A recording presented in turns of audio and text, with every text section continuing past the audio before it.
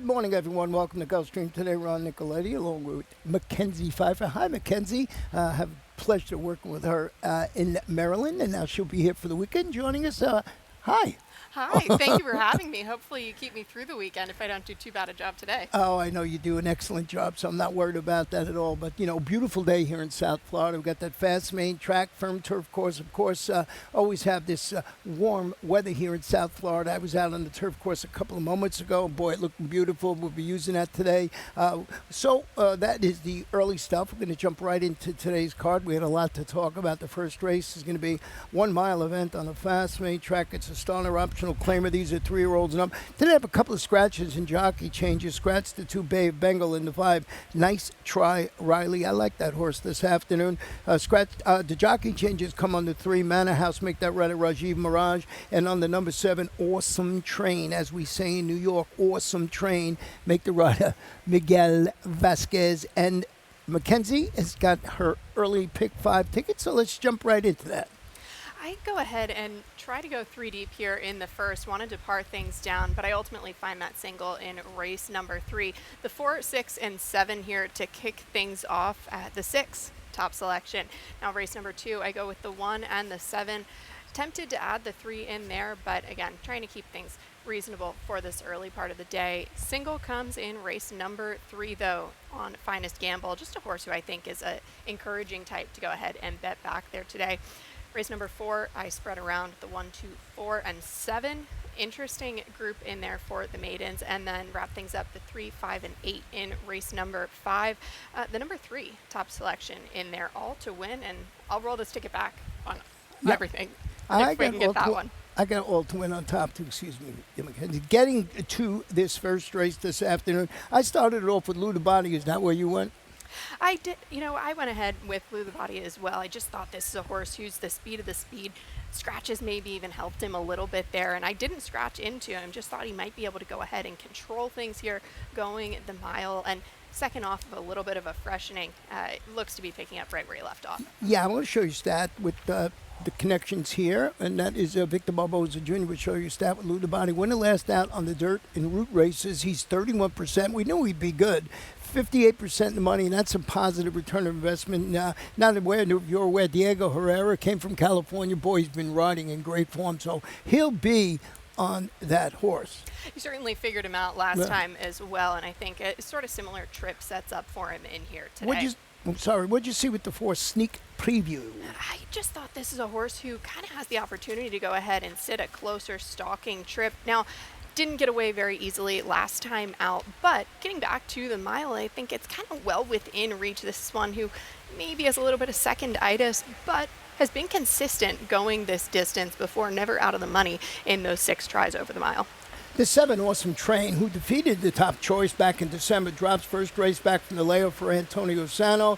His late running style can be a plus. This race had lost some of the speed in it, so I think that's going to affect this horse this afternoon. But I think someone you might want to put on that try or super ticket.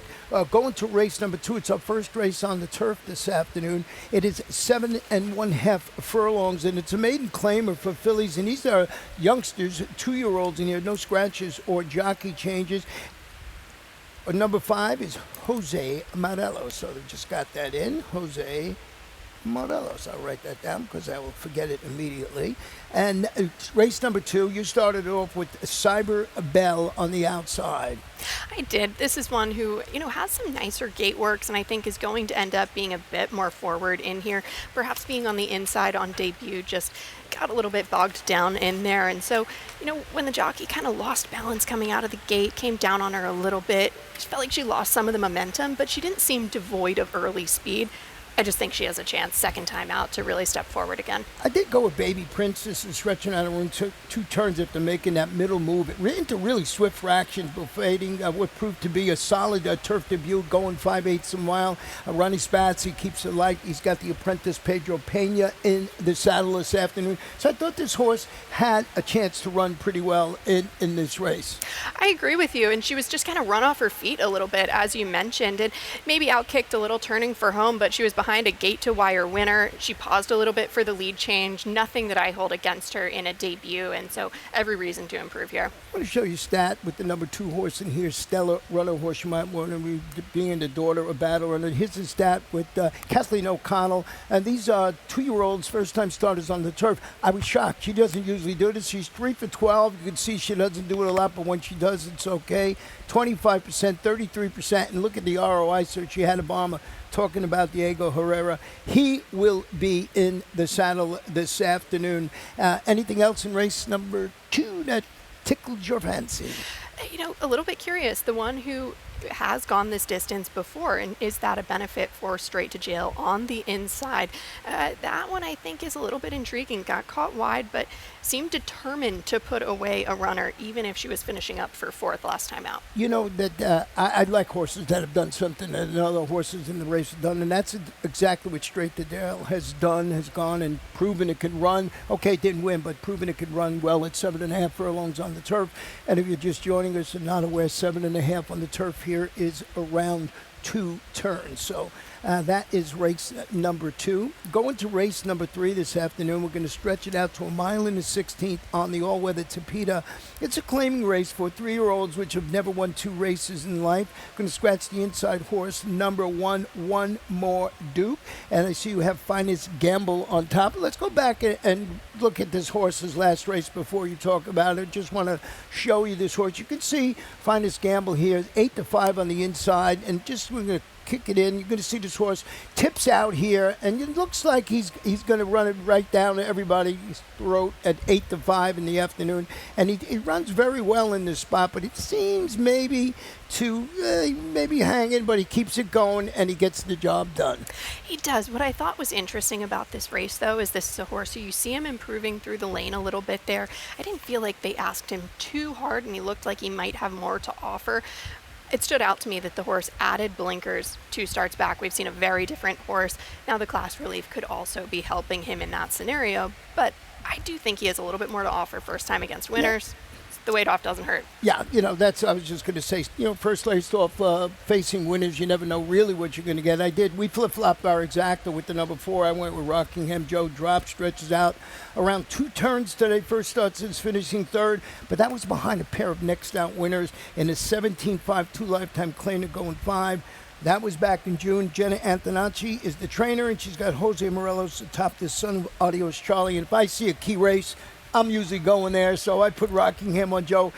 Finest Gamble for all the reasons you mentioned. And then I went to the inside with One More Duke, who knows, scratched out of the race. I forgot that One More Duke scratched out. So let's talk about the number 6 horse in here, and that is Captcha. Well, and this one looks to be very much a part of the speed, especially with the scratch of the One More Duke.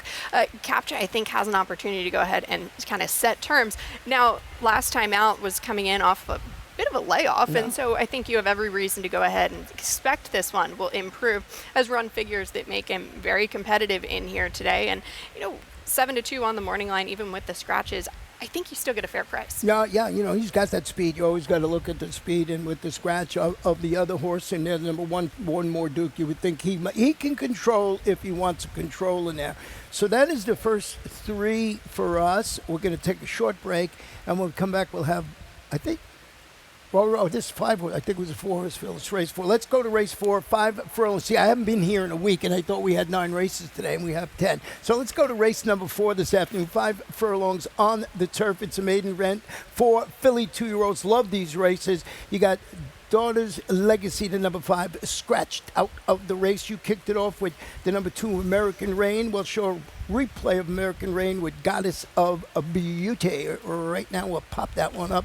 And you can see this here. There is American Rain on the inside running well, and Goddess of Beauty is going to be behind. So we'll see how this horse runs this afternoon.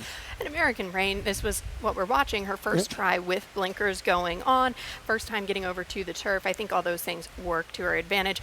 I wonder if she has to go quite as fast as she did last time out. I'm hoping that she can maybe catch a breather, but she was sharp from the gate. She took plenty of pressure there on the inside, and you see the others running along, but American Rain, I think, has every reason to kind of improve and find her way into I things. thought the same thing in there this afternoon with that. But I did go.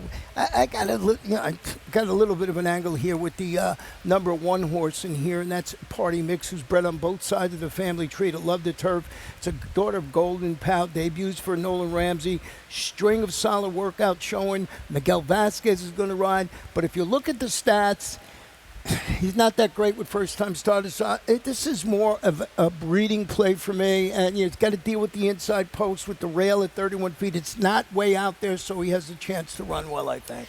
I agree. This is one, I went and looked at the sale, actually. It was an RNA, and I just kind of went back and forth because I thought, 4-1, this could be a good play in here. But there was nothing that made me fall in love. It was just sort of a flashier work tab in the pedigree, but nothing that really sealed the deal for me. So I won't be surprised this is a horse who I kind of felt inclined to use, but I wasn't going to go out of my way to really hurt myself trying to. And I just was looking for something a little different besides American Rain, and Goddess of Beauty, as we just showed you, just clunked up and got a piece of the action in there. So we basically have the same super. We just have them all boxed around different ways. You have less interest in the number 1 than me, and that's the beauty of it. So now we're going to take a short break on this 5-race card. Then I'll be back with my Rainbow Six ticket and the rest of the card.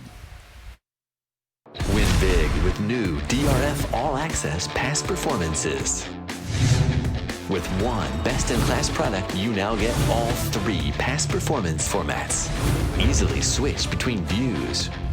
Access the most trusted information in horse racing with DRF All Access past performances. Go to DRF.com and use coupon code 1FREEPP for a free single card today. Well, I think what My Racehorse does is it gives owners an opportunity to get involved in the game. Very much enjoy sharing the barn visits and those big wins. Straight no chaser in the Breeders' Cup Sprint. Authentic has won the Kentucky Derby. It allows everybody to come together to own a horse, whether you own a microfraction or you own 50%. It's the same feeling you get when they win. I'm Dan Blacker. I'm Safi Joseph Jr. I'm Todd Fletcher, a trainer for My Racehorse. Sees the blade, wins the break. Welcome back to Gulfstream today. Ron and Mackenzie. Our 5th race this afternoon is going to be 7 furlongs. It's an allowance, and these are state-bred 3-year-olds and up, which have never won a race other than maiden claiming a starter. We do have a couple of scratches and one jockey change in here. Scratch the number 2, El Orijon, and the number 4, 30-pound test. That jockey change we just got is on Troops, the number 1, Make Them Rider Marcos Meneses. We'll show you my Rainbow Six ticket first, and then you can talk about the video you want to show. But here you see, we'll talk about the 5th race in a minute. Went 4 deep in there.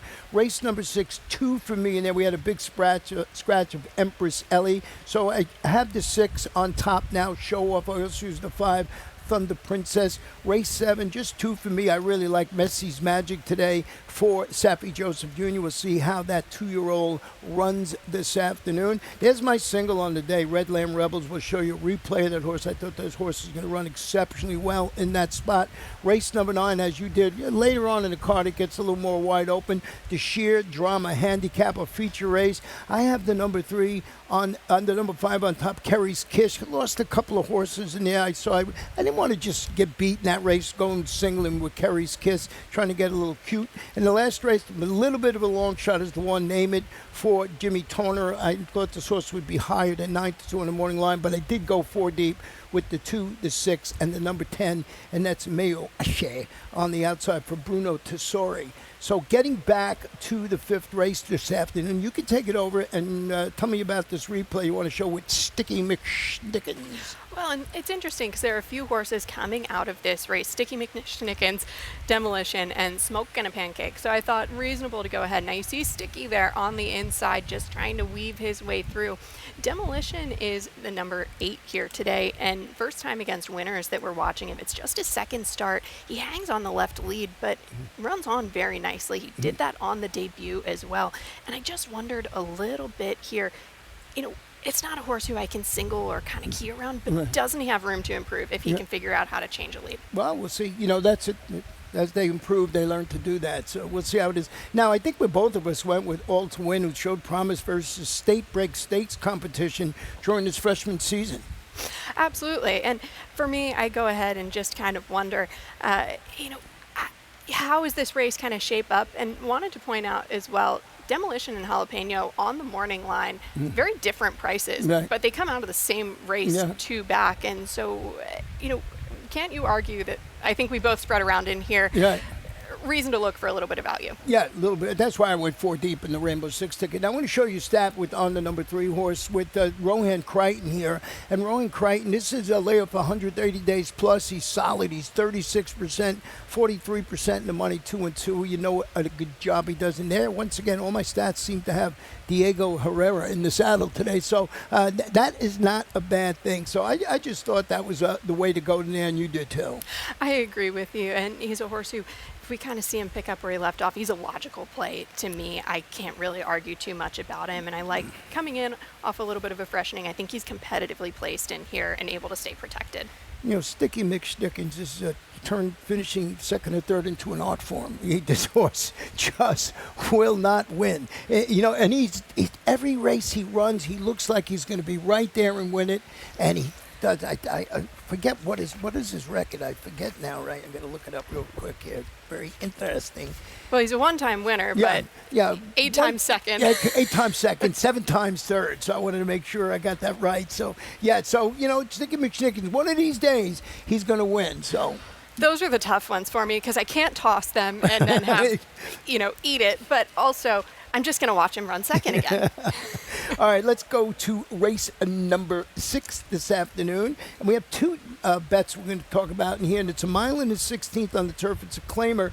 Fillies 3-year-olds and fillies and mares 4 and up, which have never won 3 in life, or a dated claimer to February 15th. Scratch the 2 Empress Ellie, who I believe was second choice on the morning line. So dealing with a field of 5, we'll start with your late pick 5 ticket first. Absolutely, and that was a pretty significant scratch for me as well. So I'm someone who I love to get a single with early if I can, and just kind of jumped at the opportunity here with the number 6 Show Off, and then 4 deep there in race number 7, back to the 2-year-old maiden special weight, and thought it might be worth spreading around a little bit. I agree with you in Redlands Rebel there in the number 4 in race 8, but I also throw in the number 7 Prost. Has the pedigree to go long on the turf and could be a little bit of an interesting player. In our feature there, race number 9, I thought I would par things down, but ultimately ended up with the 3, 5, and the 6. Wrap things up in race number 10 with the 1, 2, 6, and 10. I think that's an interesting group. The number 6, my top selection, though. Yeah, we're sort of in agreement later on in the card in the different top picks, but we use the same 3 and 4 on our tickets. Now I'll show you my Tropical Turf Pick 3 ticket now.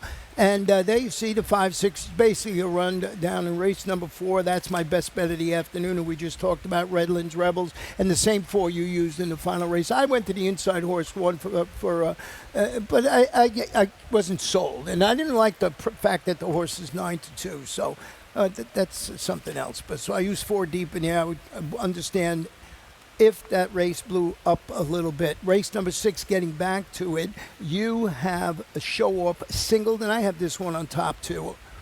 It just seems a logical one. This is a horse who can be forward. Now, ended up getting caught a little bit wide first off of a bit of a freshening. I'm willing to forgive that because you look at the second off the layoff from June to July last year, well, it's kind of familiar, and this one won going away with things, going 1 mile and 70 yards there on the synthetic. I just thought that as a 5-time winner, second off the bench, couldn't we see the same here today? Thunder Princess, who we both have in second, is 5 for 6 in money on the turf, stretches out to the mile and the 16th, rallied to finish with third, going a mile at this level for Fernando Abreu. Diego Herrera, atop the previous winner at the distance, which I like. So, horse you can certainly make a case for. And then you got the 3 Musical Journey, who I bumped up once the scratch of the number 2 horse in here with the apprentice Pedro Pena. Absolutely. Now, Thunder Princess, I think, is one who improves with the distance, and it comes out of a little bit of a merry-go-round race. So I see it the same way as you, but as you mentioned, Pena getting on there, a little bit of weight off.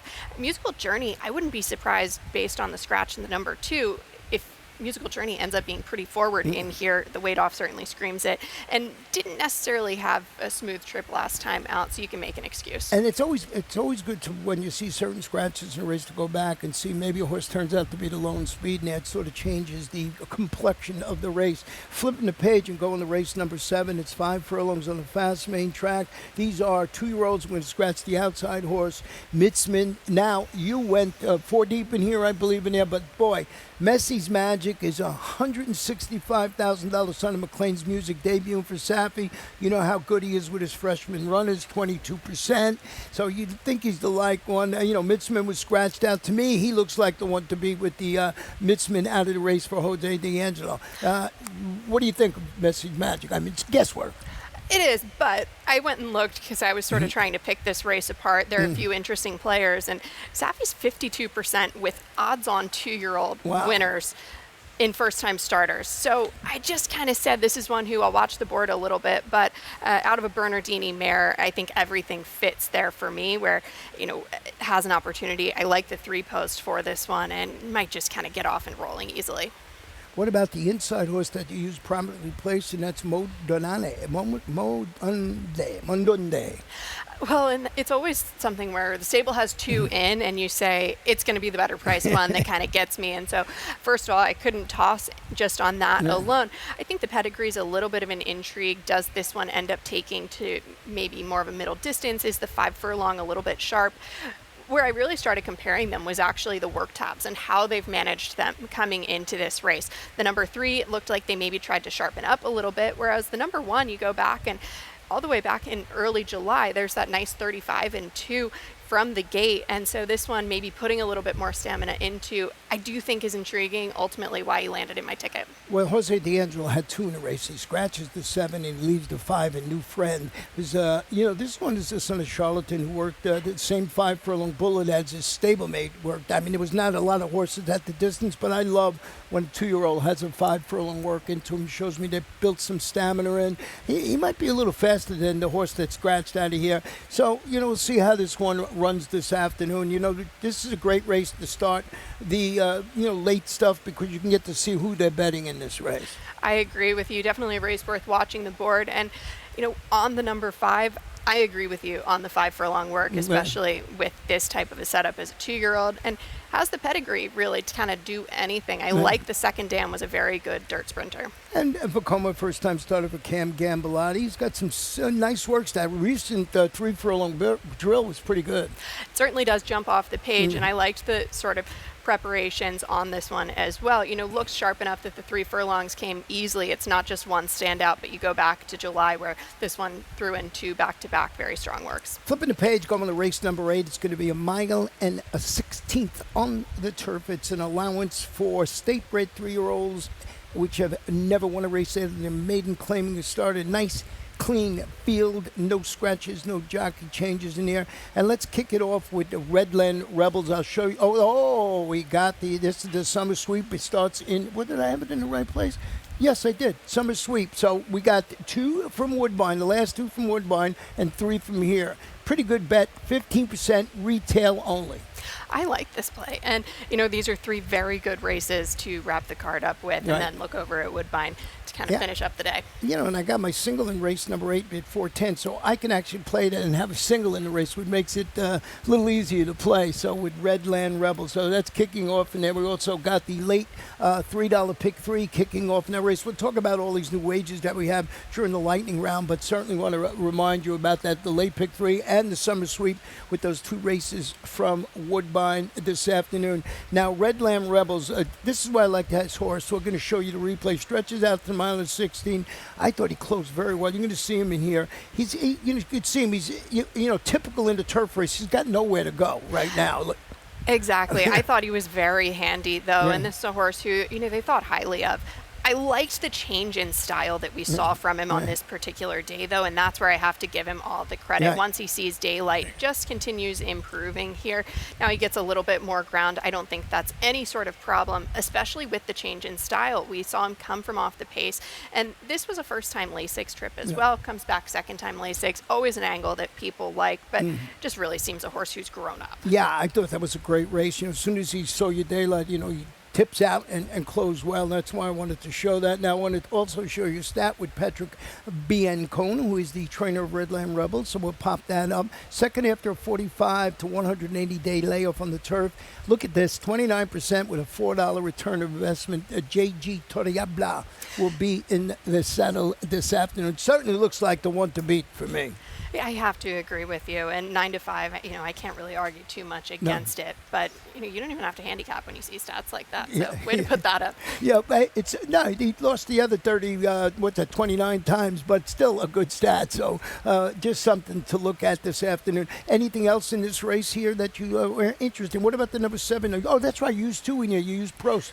I do. So the 7, I throw in as a value play. I agree. The 4 is the horse to beat. Absolutely. Right. But I know the 7 comes out of that 30.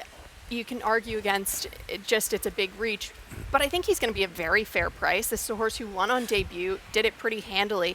The pedigree is what stands out to me, though. He has pedigree that suggests he might handle going long on the turf. You go back to the second dam, Just a Ginny was a Bill Mott runner who was very good going 1 1/8 on the grass and ended up trying even graded stakes company as well.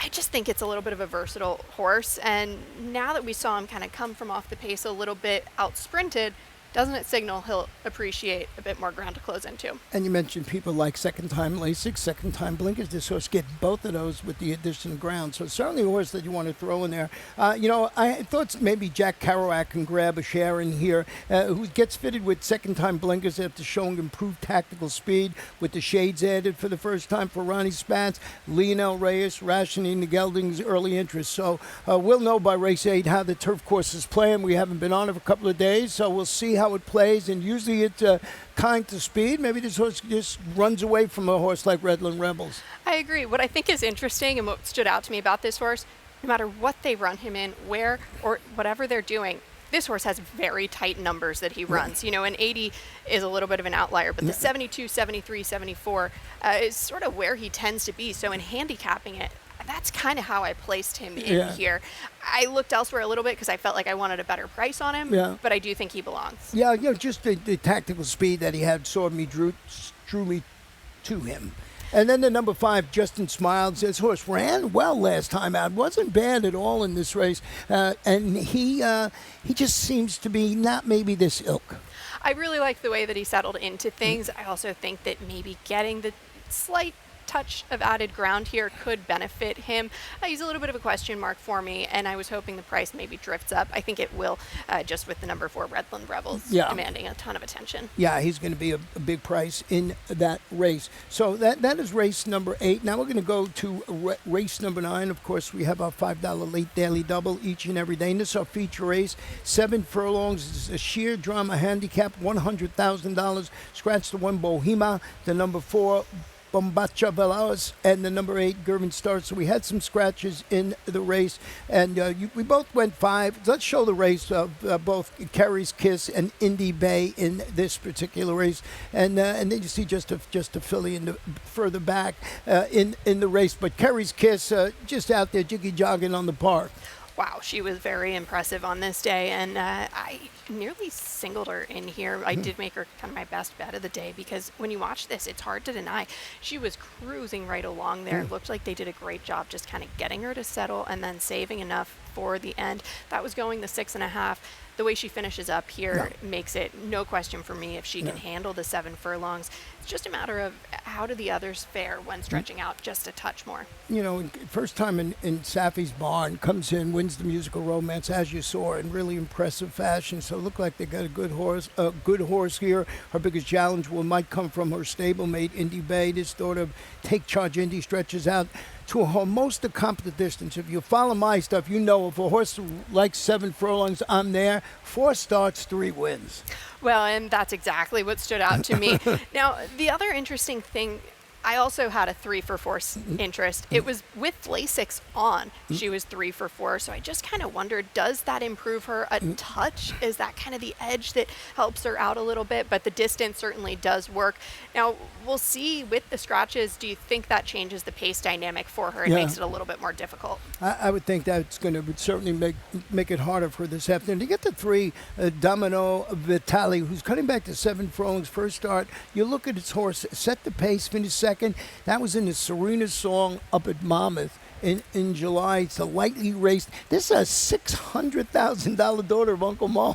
Well, and I think what stands out is you go back to that last race at Monmouth and you take a look at the winner, Lost Horizon, who came back and ran a very good second against Splendora. And that, to me, I think really kind of bodes well. So solidifying that 92 buyer from the winner, following it up, hard to deny. I think she has an opportunity to be the speed. She does need to be faster in here, though.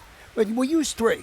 Both of us use three, and you're a late pick five because of the reasoning that we mentioned on these three horses. I mean, Kerry's Kiss looks like the one to be, but I'm afraid that Indy Bay and Domino Vitale might run okay in that particular race, especially with the pace scenario now sort of a little bit wonky. Race 10, our last one on the card today, is a mile on the turf. It's a starter optional claimer for 3-year-olds and upward. We're going to stretch the 5 Kazuza.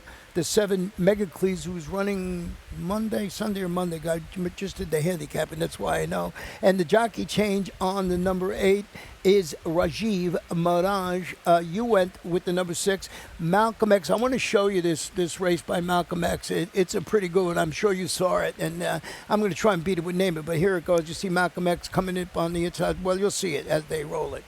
Exactly. Now, Malcolm X there in the 3. I loved the way that this one was just kind of able to get comfortable. He was very quick to settle and stalk in this race, and that's what stood out to me when we talk about the horses coming out of it. Name It, I felt like didn't get a chance to settle. Maybe it was the outer post there, and I like it for him landing inside. It might kind of force him to get covered up long on the turf. That's such an important thing. But you see Malcolm X sneaking up the rail. I felt like he was very, very willing. He just didn't have a chance to fully level off. Yeah, and I believe that. So I'm trying to beat him with Name It in here. He was coming back to the mile after making a solid bit of move, settling for 5th in that race you saw now. He was beating a couple of lengths of the favorite, going a mile in the 16th. Jimmy Toner, Diego Herrera. I just feel that this horse is going to take a positive step forward off that race.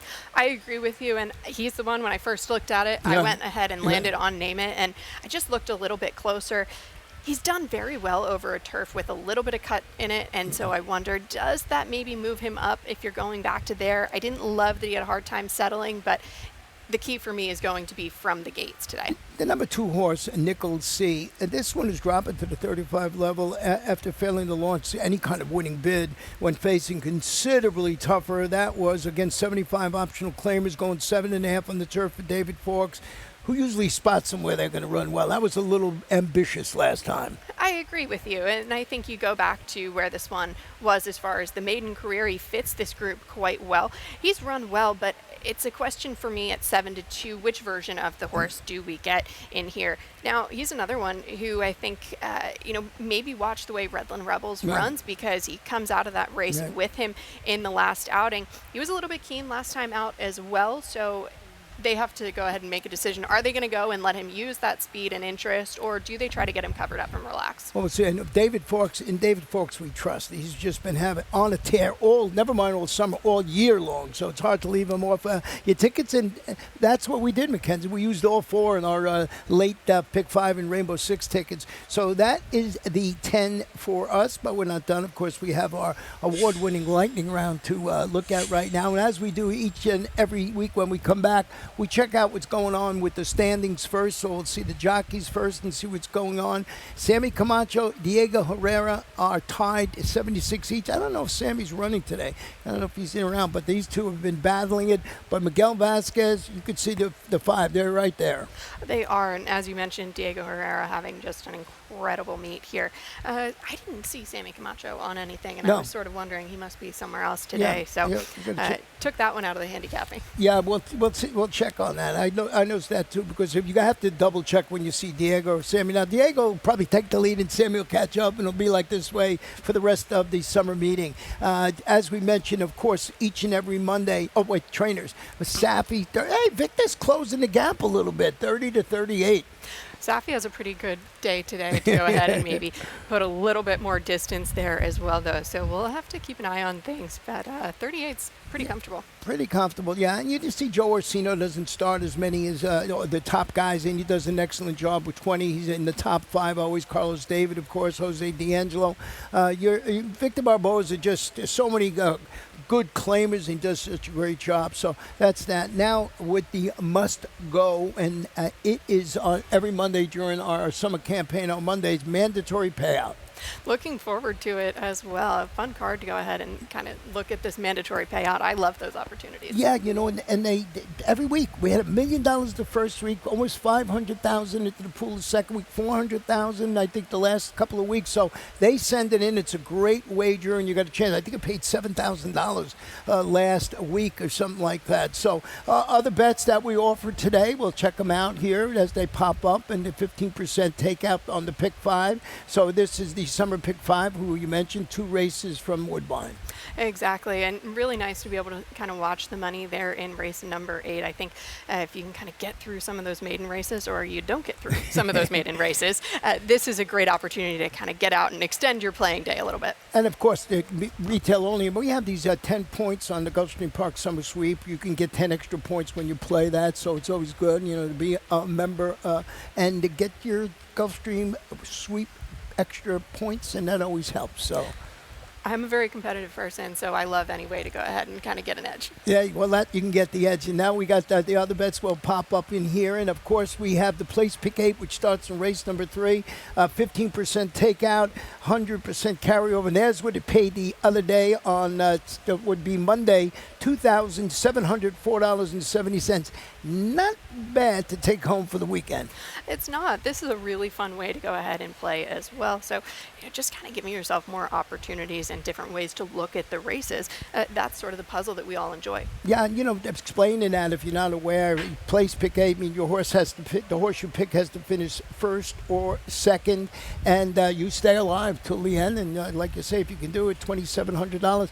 Brian and I have both been playing it, and we can't seem to get to the end there. You can see the $3 late pick 3, the last 3 races on the card, and 15% takeout is what's key.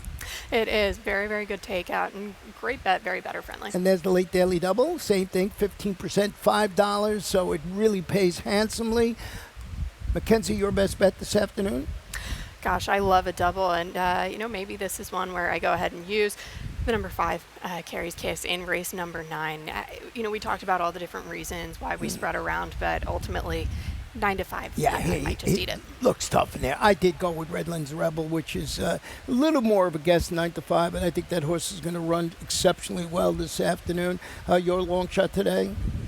My long shot there comes in race number 8. So Prost taking a little bit of an interest. That's a good one. Yeah, that's a good one. I like that because getting second time Lasix and blinkers and everything and stretching out. My long shot is not a long shot, so here it is. Name it 9 to 2. I could have sworn when I looked at the morning line it was 7 or 8 to 1, and I think Brian changed it up on me. I will see. 9 to 2. Playing tricks on you. Yeah. I felt like this is a horse who should have been at least kind of 6 to 1 and, exactly. Right in that range. Exactly. Felt very fair there, but as we mentioned, he has a lot of reason to improve today. Yeah, he got drubbed by the other horse. He didn't finish up. He finished 5th in that race. So it's not like he, just, I guess, connections like I'm playing it. So that is a D10 for us. 20 minutes to post. I'm going to turn it over to Pete Aiello with all the scratches, changes, and we'll be back for race number 1.